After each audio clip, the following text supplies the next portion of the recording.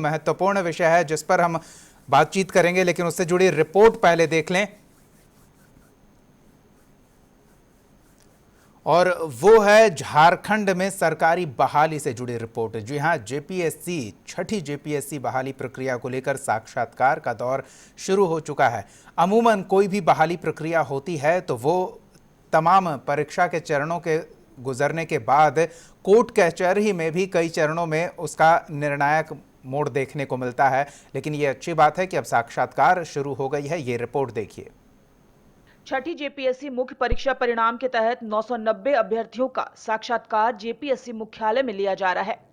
छठी JPSC के खिलाफ आंदोलनरत अभ्यर्थियों के समर्थन में गांधी प्रतिमा के सामने पूर्व विधायक कुणाल षडंगी, पूर्व विधायक सुखदेव भगत और विधायक समरी लाल पहुंचे और आंदोलित अभ्यर्थियों की मांगों को जायज ठहराया। देखिए, जेपीएससी के छात्रों का ये जो मामला है, ये लगभग 3 वर्षों से, जब हम लोग विपक्ष में भी थे, जो विसंगतियां थी जेपीएससी के द्वारा, उसको सदन पर हम लोगों ने पटल पर रखा था और आदरणीय माननीय मुख्यमंत्री हेमंत सोरेन जी के नेतृत्व में ही हम लोगों ने इन विषयों को रखा था और उस पर सरकार ने कार्रवाई भी की थी, रोक लगाई गई थी परीक्षा पे।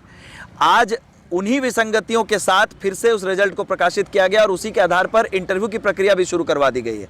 तो क्या माननीय मुख्यमंत्री जी जब विपक्ष में थे तो वो विसंगतियां दिखती थी, आज जब सत्ता उनके हाथ में है, आज जब परिवर्तन करने की जिम्मेदारी उनके हाथ में है, तो विसंगतियां उन्हें नहीं दिख रही है। जेपीएससी की परीक्षा प्रारंभ की गई है और इसमें संवैधानिक प्रावधानों को उल्लंघन किया गया है और छात्रों के साथ साथ सदन में भी लगातार जितने भी हमारे प्रतिपक्ष के नेता आदरणीय उस समय तत्कालीन हेमंत सोरेन जी थे और सारे विपक्ष के लोग, हम लोगों ने सदन में लगातार इन बातों को रखा।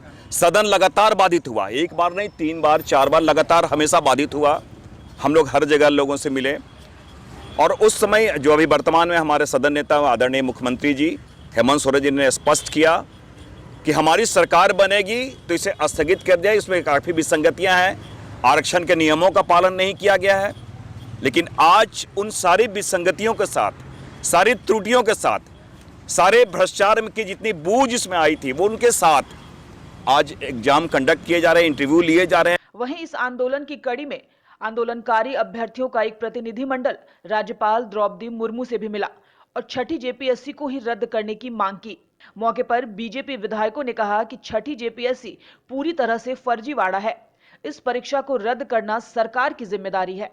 कल भी आए थे, कुछ लोगों से संपर्क हुई थी कल हमारी। इनकी वेदना को हम लोग समझे, पहले से समझते आ रहे हैं, लेकिन आज लोगों ने हमें मौका दिया है, जनप्रतिनिधि बनाया है। अभी सदन में इस बात को हम जोरदार तरीके से, और संभावना है कि कल हम लोग विधायक दल की बैठक होगी, इस चीज़ को हम अपने विधायकों से भी और अपने नेता से भी बोलेंगे, जो विधायक दल के नेता हैं, कि इस मांग को जो हमारी सरकार लागू की थी, रघुवर सरकार ने जो सुविधा या जो छात्र हित में या आप लोग के जो परीक्षा जो दिए थे 6ठी 7वीं 8वीं 9वीं को, जो एक साथ कराने की जो बात हो रही थी, तो उस चीज़ को हम लोग अपने पार्टी संगठन में भी इस बात का विचार हुआ था पिछले बार, कल भी हम इसको रखेंगे। गौरतलब है कि जेपीएससी की ओर से छठी जेपीएससी मुख्य परीक्षा का रिजल्ट जारी कर दिया गया है। इसमें 990 अभ्यर्थी सफल घोषित किए गए, जिनका साक्षात्कार लगातार जेपीएससी मुख्यालय में जारी है। वहीं दूसरी ओर छठी जेपीएससी को रद्द करने की मांग को लेकर कई अभ्यर्थी लगातार आंदोलनरत हैं। ओंकार आवामी के लिए रांची से मनीष झा की रिपोर्ट। रांची स्टूडियो का फिर से रुख करते हैं। संजय जी, एक और बहाली प्रक्रिया आगे बढ़ गई, दूसरी ओर परीक्षार्थी अभी भी विरोध कर रहे हैं और परीक्षा परिणाम को रद्द किए जाने की मांग पर अड़े हुए हैं। क्या लगता है, क्या ये प्रक्रिया पूर्ण होगी और परीक्षार्थी जो सफल हुए हैं उन्हें नौकरी मिलेगी? देखिए दीपक, मैं बता दूं कि एकीकृत बिहार में जब झारखंड पब्लिक सर्विस कमीशन का गठन नहीं हुआ था, उस वक्त बिहार पब्लिक सर्विस कमीशन कहा जाता था। तो ये बिहार पब्लिक सर्विस कमीशन के जमाने से ही यह आयोग बदनाम रहा या विवादों में रहा। उसकी छाप जब अलग राज्य बना झारखंड, तो झारखंड पब्लिक सर्विस कमीशन पर बना। इसकी पहली बैठक जो हुई, पहली जो परीक्षा हुई, वो भी विवाद में है। आज तमाम अधिकारी ज्वाइन किए हुए हैं, नौकरी कर रहे हैं, उनको नौकरी करते हुए 20 साल हो गए।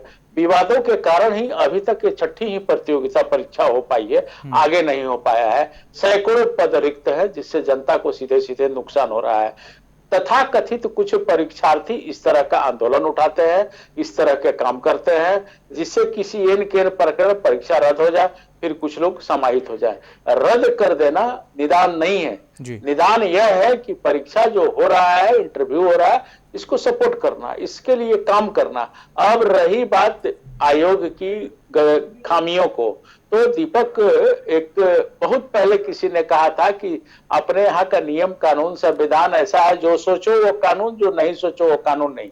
तो ऐसा कोई नियम नहीं है, ऐसा कोई कानून नहीं है अपने यहाँ जो कि विवादास्पद ना हो। कितना भी बनाइए कुछ न कुछ विवाद हो ही जाता है। तो इसलिए जेपीएससी की परीक्षा शांतिपूर्ण ढंग से चल रही है और हमें ये लगता है कि ये सफलतापूर्वक होगी, रिजल्ट भी आएगा, लोग ज्वाइन भी करेंगे, क्योंकि मुख्यमंत्री हेमंत सोरेन साफ शब्दों में कहे हैं कि इसी वर्ष तमाम रिक्तियों को भर दी जाएगी, चाहे वो झारखंड पब्लिक कमीशन का हो या फिर झारखंड कर्मचारी चयन आयोग से लेने वाले एग्जाम हो। इन दोनों एग्जामों को किसी तरह से भरना है, किसी तरह से मतलब नियमानुसार इसको भरना ही भरना है। और आंदोलन के लिए तो किसी से सपोर्ट होता है, किसी से कुछ होता है। तो ये बात आज समरी लाल बोल रहे हैं कि हाँ इनकी मांग होनी चाहिए। तत्कालीन सरकार तो भारतीय जनता पार्टी की थी, भारतीय जनता पार्टी के वरिष्ठ नेता है, कई बार इस मुद्दों को उठाए। तो नेताओं की बात छोड़ दीजिए, सुखदेव भगत जो भारतीय जनता पार्टी ज्वाइन कर लिए, वो खुद के डिप्टी कलेक्टर रहे हुए हैं। तो वो जो बात कर रहे हैं कि क्या संगत नियम संगत है क्या नहीं, वो देखने का चीज होता है। तो वो अलग का पार्ट है।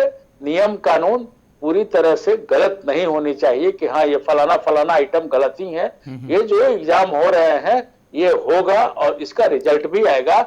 जिस तरह से हेमंत सोरेन सख्त दिखाई दे रहे हैं तो बहाली करेंगे ही करेंगे। तो ये अच्छी बात है कि झारखंड में जो अधिकारियों का टोटा हो गया है, कई सीटें खाली पड़ी है जिनकी वजह से विकास कार्य मूल रूप से प्रभावित होते हैं, उन्हें अब भरने की प्रक्रिया शुरू होगी। बहुत बहुत धन्यवाद संजय समर जी इस तमाम बातचीत और जानकारी के लिए।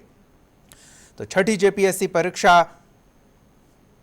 को लेकर अब बहाली के स्तर पर साक्षात्कार की प्रक्रिया शुरू हो चुकी है। जल्द ही झारखंड को नए अधिकारी मिलने वाले हैं।